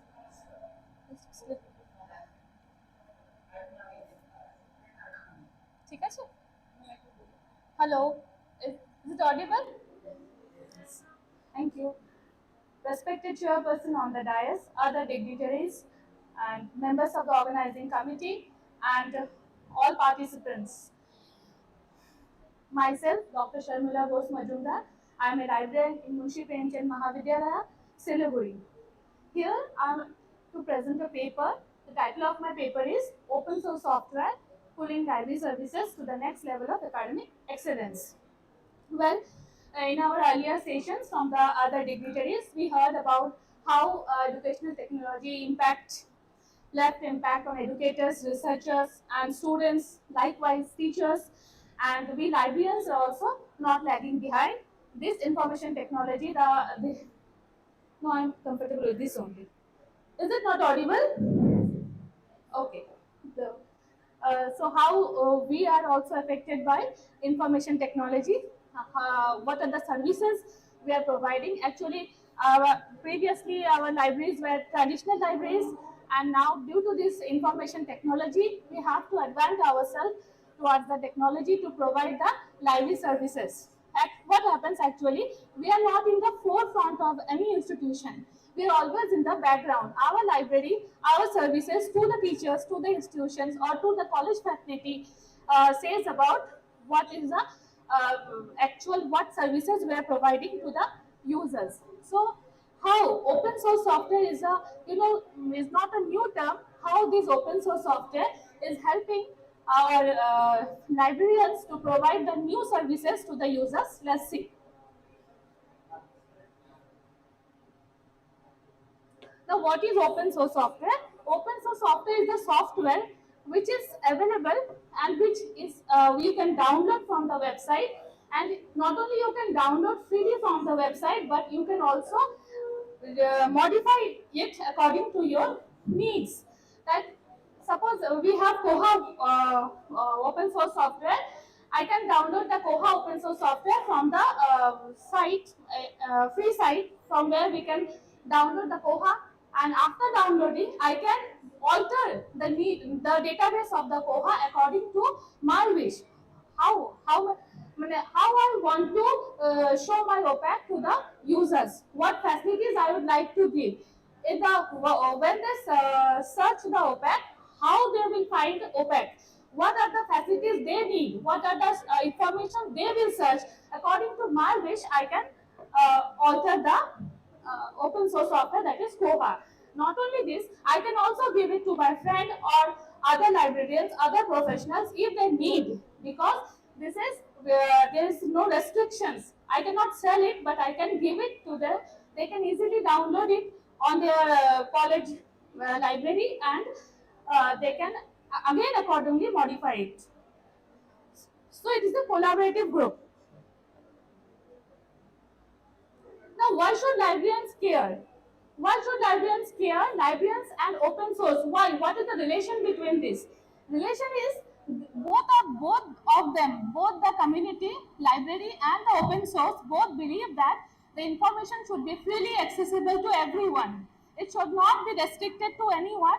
Whatever the information is available to them, and what the users need, that should be given to them without any cost. Next is benefit from the generosity of others and are about communities. Yes, open source is also a community, and libraries is also a community. How both are there for the development of the others, for the development of the society.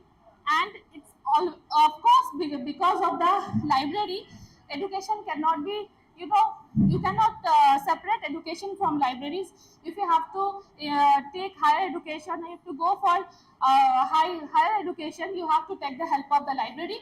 So both seek for the betterment of the society. Now, where we can use this library open source software in the library? See, we can use this in library management, in library website, in library tools, digital library, and library journal management, of course, which is known as OJS, Open Journal System.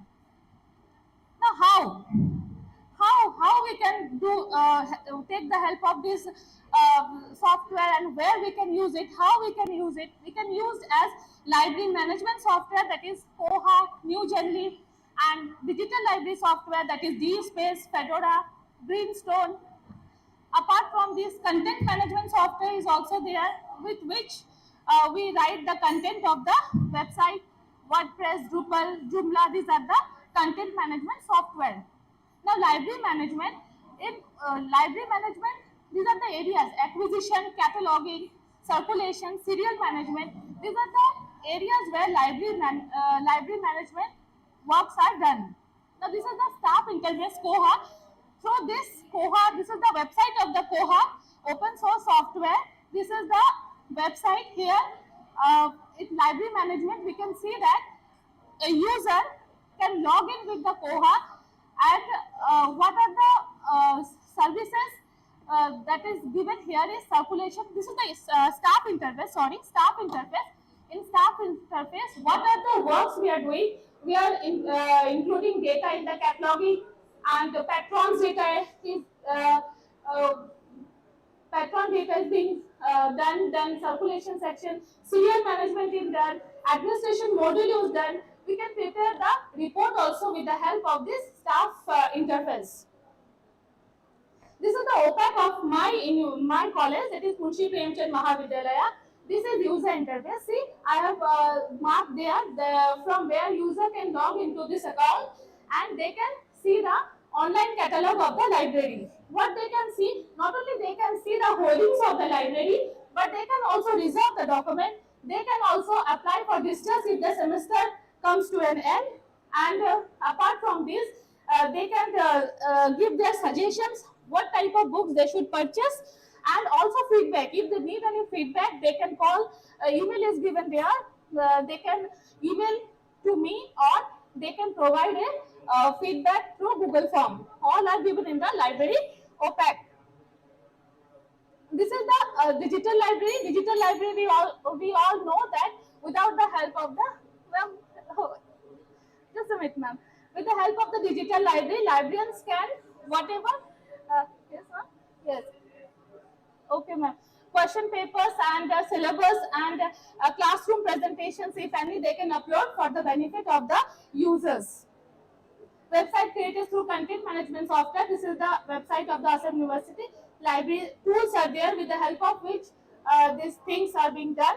And OJS is the important thing, that is library journal management, through which nowadays many institutions are doing this library journal management, because here in single platform many journals can be uploaded and faculty publications can be uploaded also. Benefits, cost effectiveness, I'm not going to give in details because ma'am has already warned me. So cost effectiveness, mass effectiveness, it is very popular, liberty of customization and user requirement.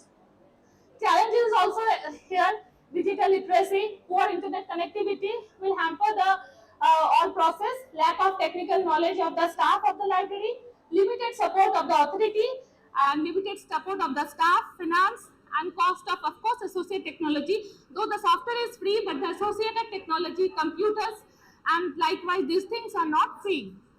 And conclusion, last but not least, by offering a range of ICT-enabled services, the library ensures that it meets the diverse needs of its patrons, enhances accessibility and improves overall service quality.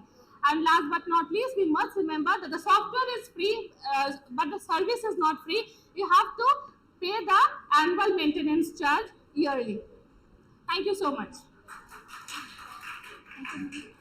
Does anyone have any questions or query? No, ma'am. Okay, I think so. No. Thank you, ma'am. Thank you. It was a wonderful presentation.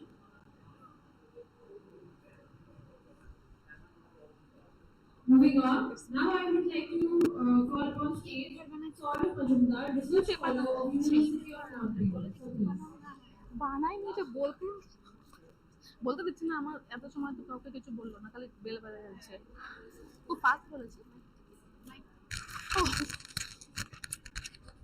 খুব ভালো হয়েছে।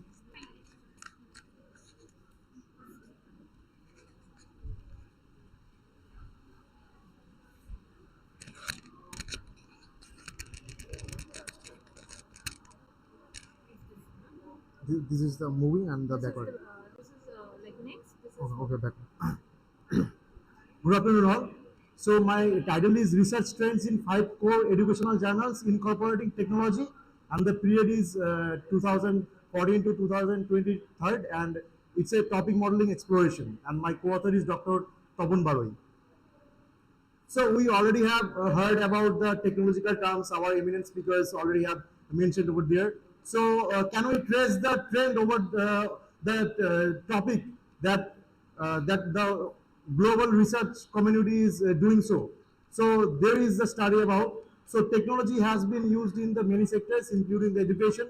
And according to Drone, so the benefits of technological education is the enhanced learning experience, personalized learning, increased engagement, and the flexibilities. So this is a dynamic perspective, and so this should be traced over there.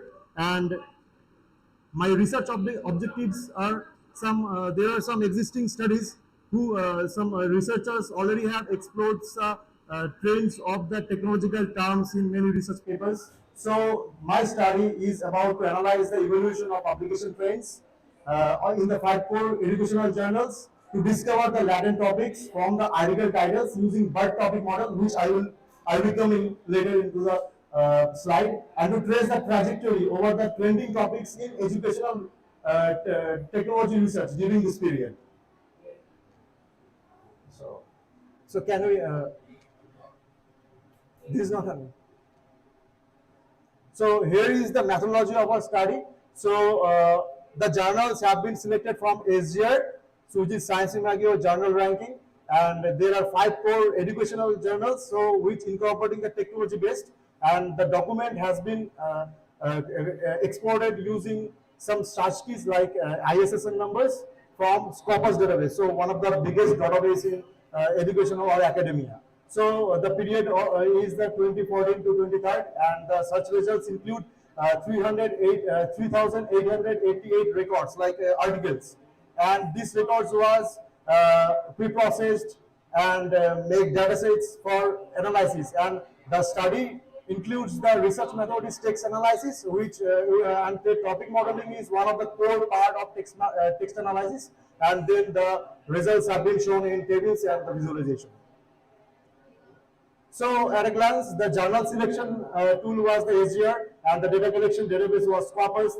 3,881 records were exported, and the corpus was about the article titles. Data preprocessing include lower casing of the article titles, lemmatization, tokenization, and removing the stop words. And tools have been used is the Google Sheets and Python.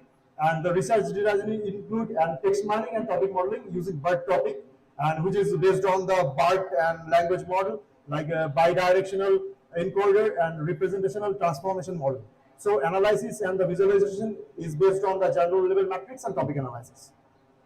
Here is the journal level matrix and the statistics. As we can see that there are 5 prestigious journals which incorporating the technology, and the British Journal of Educational Technology, Computers and Education, International Journal of Education Technology in Higher Education, in Internet and Higher Education, and Journal of Research in Technology and Education. So these are the scores and their total articles for TA and TC for total citations, and ACPL like average of the citation per paper. So we can see that the most number of paper belongs to the computer and education, and followed by the British Journal of Education Technology. So those who are researching on these aspects like educational technologies, they must be know about these journals. So these are the trending, and these are the trends of the 5 journals. So we can see the computer and education like CE, and these are abbreviated. So BGET is behind the CE, and we can see that there are number of emerging journals who have published most number of publication incorporating the revolutionary technology. So excuse me. So the results belongs to the BGET, and already I have mentioned that I have used the BERT topic model, which is based on the BERT language, and so after pre-processing the data, so I have found some outliers which have been labeled as 1, -1, and 0, 1, 2, 3. These are the topic level which are computed through BERT topic model. So in the next column we can see the representative keywords. There are some 10 keywords which are representing their association with each article. So based on the keywords, I have labeled the topic like online learning and student performance, game-based learning. Already our eminent speakers have mentioned this one, and this is also some training one. And the privacy, network analysis, remote education, big data education, and data mining. And this is the trending, and there are some topic scores and the keyword which are associated with each topic. And there is one the inter-topic distance map, which insists that the association between the 4 topics and this belongs to the CE, and digital learning, game-based learning, computational thinking, internet safety, and peer feedback. These are the common topics for which we have get from the CE journal, and the most number of based on the game-based learning, which is very common one. And we can see the topic over there and their keywords, and the one of the trending one is the game-based learning. And this is the result from IJETH, and online learning is as usually came as the outlier which I have included it. And the second topic is the online learning in higher education, MOOCs outcomes, flipped classroom. Sir, can we move down? And game-based learning. So as for these journals, we have come to there are some common topics like game-based learning, split classroom, and MOOC. So these are truly trending over there. And the result of the IJE is the online learning, blended learning, collaborative learning, social media, and education, and presence of and cognitive presence. These have come from this journal, and you can see the inter-topic distance. These are the few trending one, and analysis of the last journal, which is JART. And as usually, we have got the blended learning and robotics, which incorporates with the blend and robotics and AR, VR, and computational thinking, tablet use, technological pedagogical content, which is known as the TPAC, and digital learning and students learning. So in conclusion, so this study has selected only the 5 journals which might lack the comprehensiveness, and more journals we can get from Web of Science, Dimensions, and additionally outliers was found, which is guidelines suggest that we should remove the outliers, but I have included in this one because we want to know why it has been an outlier. So the policymakers, decision makers, and the educators, and as well as the librarians can get from benefits of this study and move further for enhancing the education system all over the world. Thank you. And that's it from my end. If you have any questions, you may ask.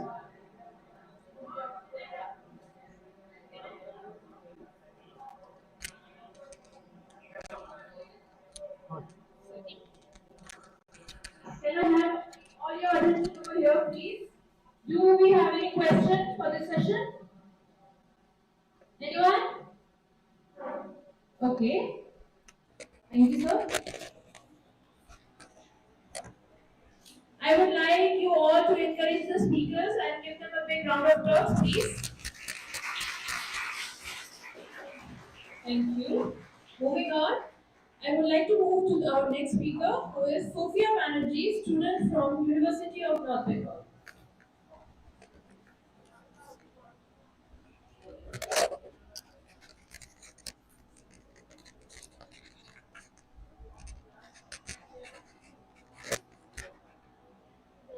I'm giving you this. Sorry. So next.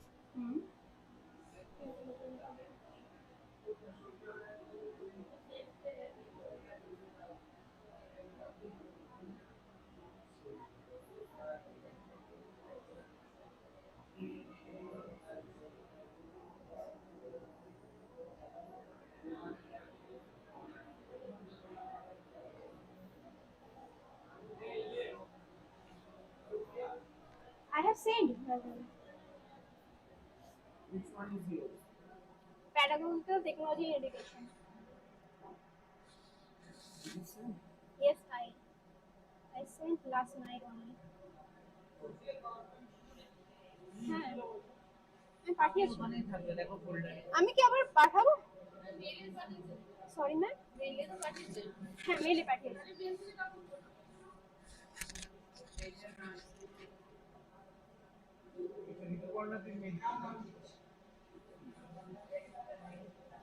Sir নাম বলছি late হলে next day দেবো তখন আমি next day দেবো আমি পাঠাচ্ছি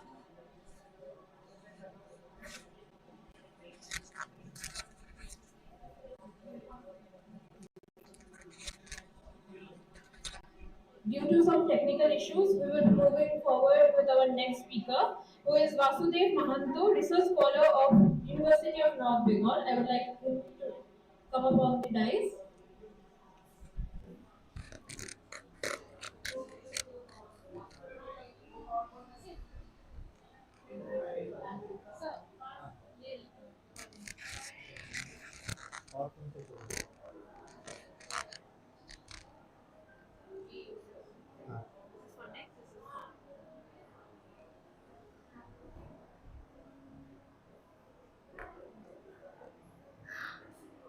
Good afternoon, everyone. Uh, uh, Thank you for giving me opportunity. Giving me yes. It is audible? Yeah. No, I didn't think that's thank you for giving me this opportunity to present topic one towards the role of information professionals' roles in infinity perspectives towards technology and education's integrations. Uh, as we all know, after the COVID and even before the COVID, technological advances impacted various professions, including teachers or language professions. So, information professionals is an exception, and I want to highlight this. I want to highlight this rules for. Huh. This one. This Uh, This one I said, technological innovations has changed the way we access and use information. And my study is to assess the roles of information professionals in integration of education and technology. These are the objectives of my study. I studied some research on this topic. I found that there is a lacuna in the research about the roles of information professionals in integration of education and technology.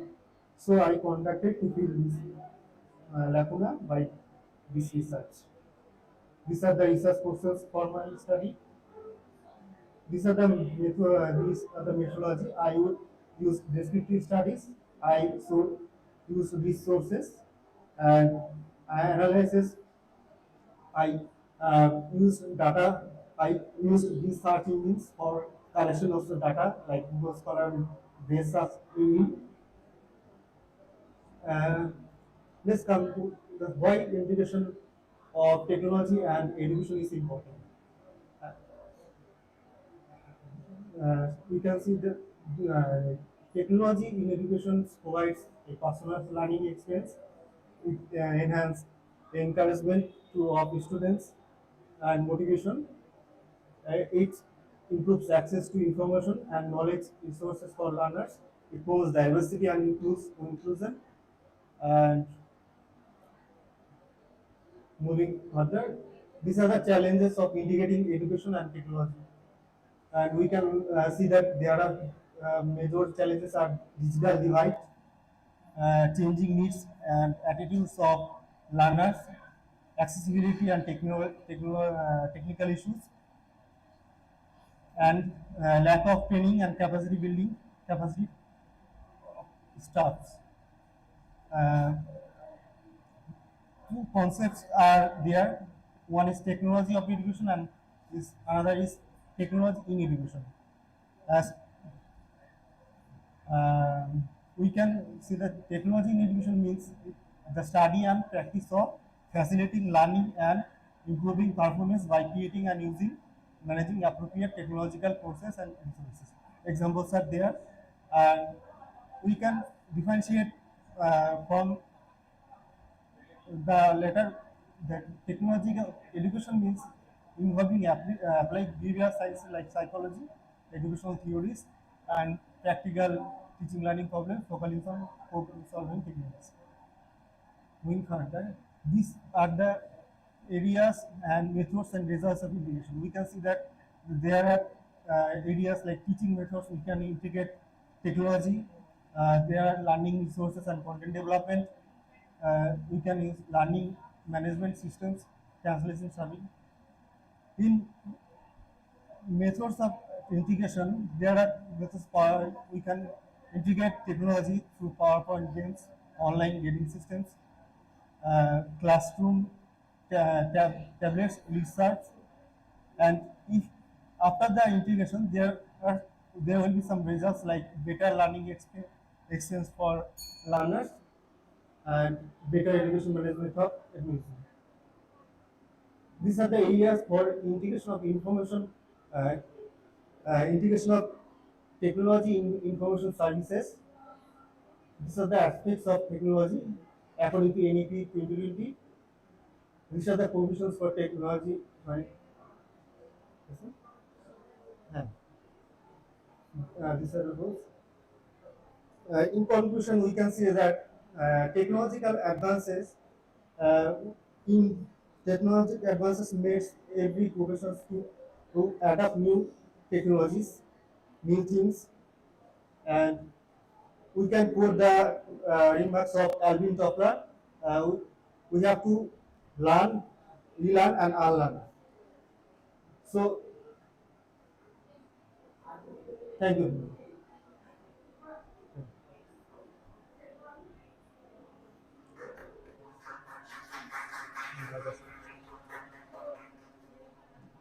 So do we have any questions? Anyone? Okay. So thank you, sir. It was a great presentation. Moving on, now I would like to again invite Ms. Sophia Banerjee, student from University of North Bengal with a Last time. It's good. Oh.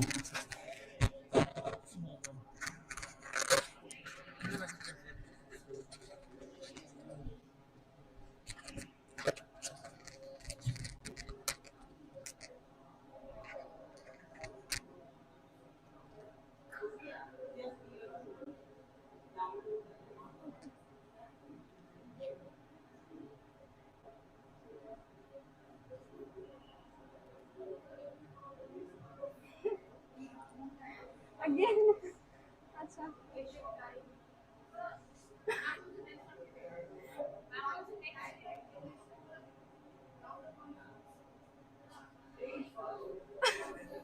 কি হচ্ছে আমি আগে যাবো নাকি দেখি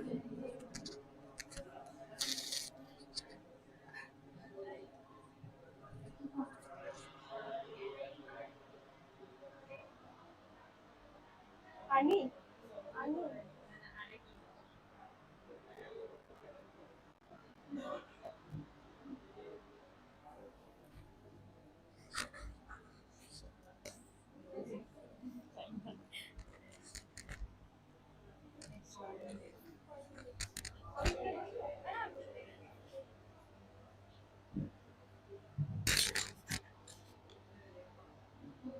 moving on, now I would like to invite on stage Mrs. Moshumi Mondi, research scholar from University of Delhi.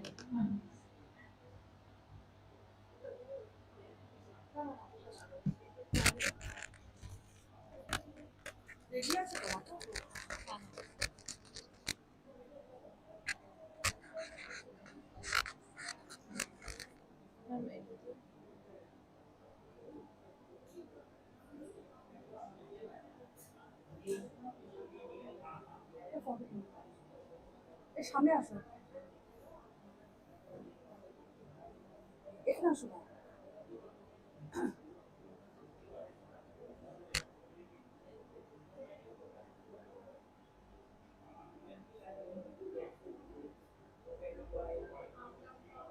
এটা on code কিভাবে করবো গো এটা হচ্ছে নেক্সট কোনটা নেক্সট এটা নেক্সট আর এটা আগে যাওয়া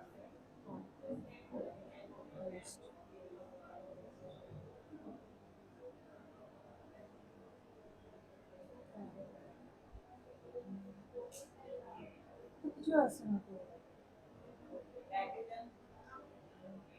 তো দেখ কোনটা বলবো এই যে আরে করবে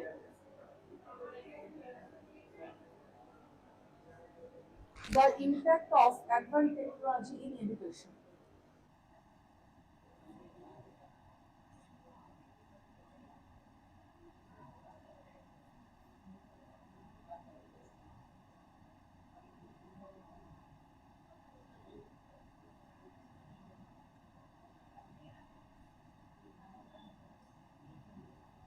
introduction. ITC stands for Information and Communication Technology. It refers to technologies that provide access of information or telecommunication. It is similar to information technology but focus primarily on communication technologies. কত minute করে আছে? কত minute করে আছে? 5 তো skip করে যাই অল্প অল্পগুলো। The operation definition of terms information communication technologies. Students and teachers must have sufficient access to digital technologies and that internet in their classroom, schools and teacher education institution. High quality, meaningful and culturally responsible digital content must be available for the teachers and learners. Teachers must have the knowledge and skills to use the new digital tools and resources to help all students achieve high academic students. Modern technology in education, internet connection and round-in-the-clock connectivity, usually project and visuals, type of used in education, smart boards, classroom PC, projector, television, laptop, tablet. Impact of ITC on education. Positive impact. Enhanced teaching and learning. Globalization. Positive impact of no geographical limitation. Distance and online education have become very important part on the education system nowadays.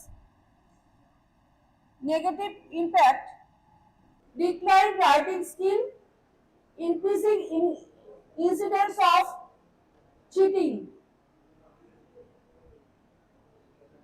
lack of focus, SMS or text messaging has become forgive pastime of many students. Students seem playing with their cell phone, iPhone days and night or driving very often even between lecture. Being over connected to online works has resulted in lack of focus and concentration in academics and some extent even in sports and extracurricular activities. Advantage, it makes students more excited to learn, helps students with busy students freedom to work at home on their own time, trains students to learn new technology skills they can use later in the workplace, decrease paper and photocopying cost, promoting concept of green revolution. Disadvantage, many expert and experienced people say that due to such technology in education, students imagination is affected, their thinking ability is reduced. Sometimes it is also time consuming for teachers point of view. It is costly to install such a technology.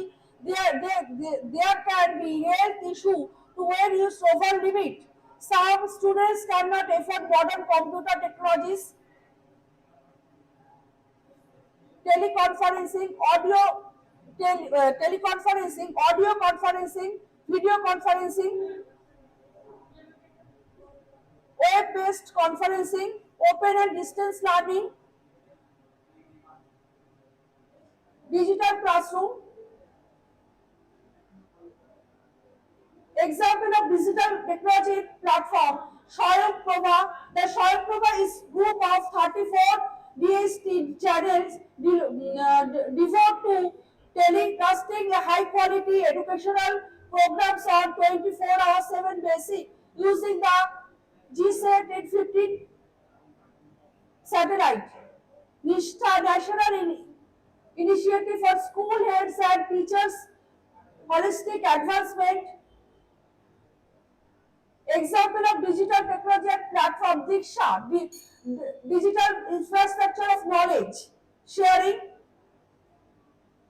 Conclusion, the use of such technologies teaching training program, the quality of teaching will increase effectively. A well-designed teacher training program is essential to meet the demand today. Teachers who want to learn how to use ITC effectively, their teaching is the issue of important that teacher training and policy paper to students the factors affecting effectiveness and cost effectiveness to difficult approach. To ITC used to teacher training, so training style can be appropriately explored to make such change valid. Teaching training program or teaching learning process will be too smooth and able paid to specific roles of ITC in offering multimedia stimulus for good teaching practice, connecting individual teacher to a larger teaching community as the community's continuous basis and promoting the teacher collaboration. Complete. Reference. Thank you. Do anybody has any question? Okay, I guess nobody has any question. Thank you, ma'am, for your presentation.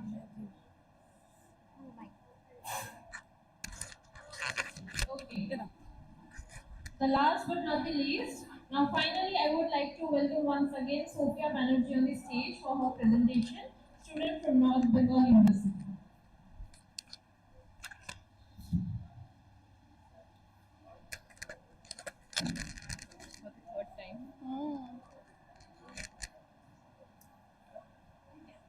Next. Next, and this is forward. Okay. Hello.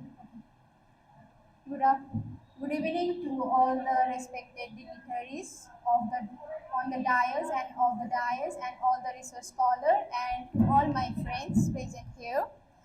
Myself, Sophia Banerjee, former students of MLIS from North Bengal University, and today I'm going to present my paper on pedagogical technology in education, a bibliometric analysis.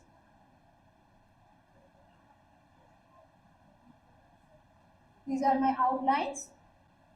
Well, the use of technology in education has restructured the learning and teaching process by its innovative approaches and tools to improve students' learning and teaching practices. Pedagogical technology has completely changed the educational environment. The purpose of my study is to use bibliometric analysis to present a research on educational pedagogical technology by using or by displaying a thorough approach to the details about the most active publication of countries, institutions, authors, scholarly works, types, source, citation, rates, open access, and field of study. The objectives of my study to analyze publication trends in pedagogical technology in education, examining the changes over time across subfields to identify significant research contribution based on authorship, countries, institutional affiliations, to identify top cited papers, to explore prominent research fields and top keywords extracted from the titles of the papers. So in my methodology, lens.org is used as database for data collection. A total number of 845 papers are collected during the period from 1983 to 2024, and the final data set is analyzed and examined using the MX Excel and Voyant tools. So in the data analysis and finding, it begins with the publication over time. The study shows that speedy growth in publications from 1983 to 2024. In this 2000, 2021 and 2023 shows the highest research production. Next, the source of publication. In the source of publication, the Tornado emerges the top common journals with 41 publications. Though we all know that Tornado is a repository, but lens.org database has shown Tornado as a journal here. Next, the publication type. The study reveals that the journal articles comprising the majority at 75% of publication, followed by book chapters and the conference paper. Next, author productivity. The study shows the significant number of authors who are mostly active in publication. It is shown that Matt McClain has the highest number of publications. In the field of subject, I have discussed that the study that the pedagogy has the highest number of publications, followed by sociology and psychology and so on.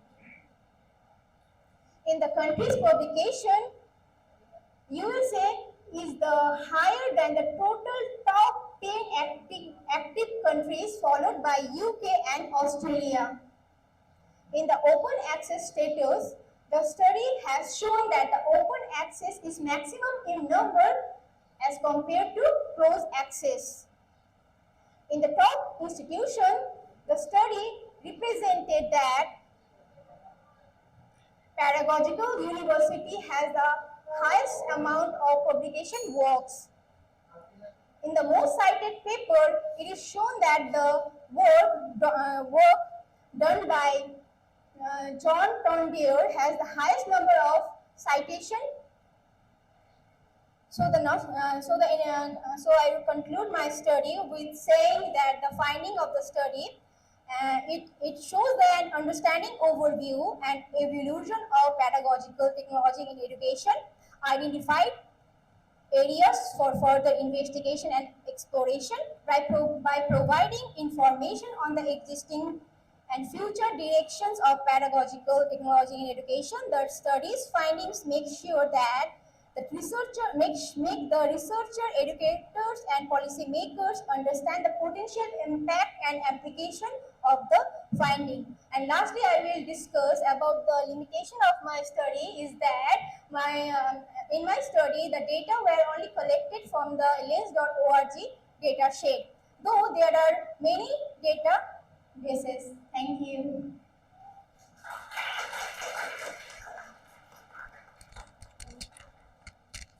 Thank you. Do anyone have any questions for this session? Okay. Now, I would like to invite once again Dr. Prarthita Mukherjee ma'am on the dais for your view and advice on this session. Ma'am, please. Thank you, everybody. I would like to thank the authority for inviting me for this chair, and I want to thank all of you for your patience and giving time, because without you it is not possible. And after this session, we all know many things and exchange our ideas. So from here we learn many things. Suppose we know the study of library science and management, and how a teacher can educate, can prepare an educator and in an innovative way. And suppose we learn other many things like educational, from how can we analyze the statistical parts of the educational journal and educational technology. So we learn many things from this session, and now I wish all the best for the next session and for next day. So thank you. Thank you, ma'am.